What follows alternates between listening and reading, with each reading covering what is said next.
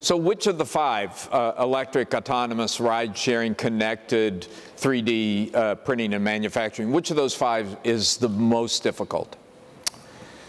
Probably autonomous vehicles, because there's so many elements to that. You not only have to have a smart vehicle, you have to have smart cities.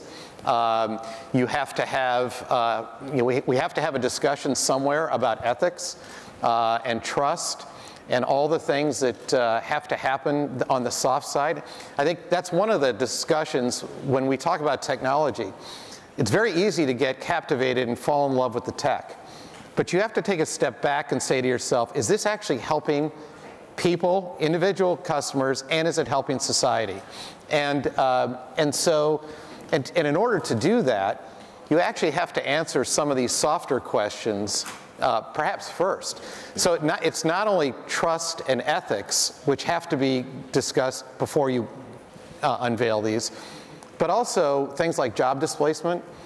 There's going to be enormous changes in the workforce as a lot of these forces come into place.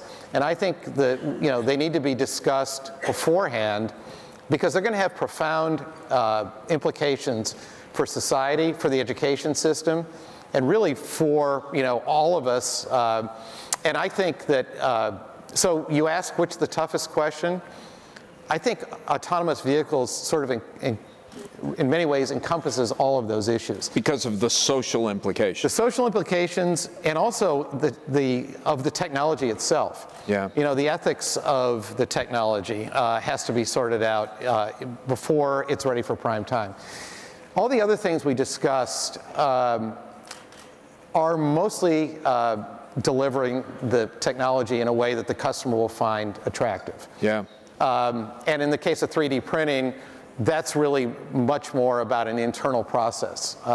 On the social implications of autonomous, what's the responsibility of a company like Ford? I mean, let's just take the most obvious example. If we put autonomous trucks on the road in the U.S., you're eliminating the #1 employer of men without college educations. Right. What's the responsibility of Ford in that? Well, I think the responsibility for us is to start the dialogue. We can't solve all the problems ourselves, and I don't think anyone would expect us to.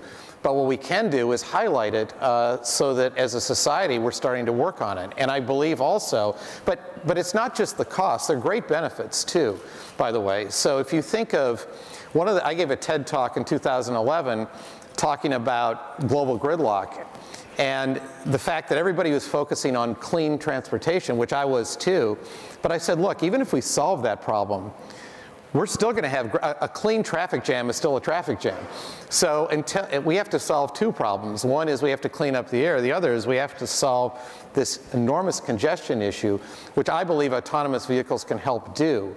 But it does require the vehicles and the cities to really act as one brain. And that's going to take some work.